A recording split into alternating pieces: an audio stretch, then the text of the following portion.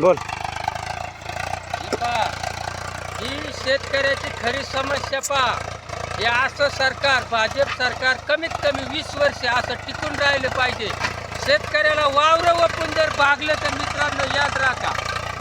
पहा ही कांदे पाळी घालून टाकली कांद्याला, बाजार नाही म्हणून, फक्त बाजार नाही.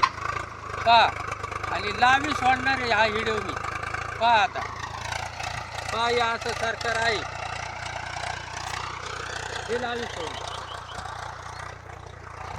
हा हे काय करायचं आम्ही करायचं काय आता. ही कांद्याला जर बाजार नसल्यामुळं जर पाळी घालायची, निर्यात बंद, सगळं बंद, टॅक्स चालू, सगळं चालू.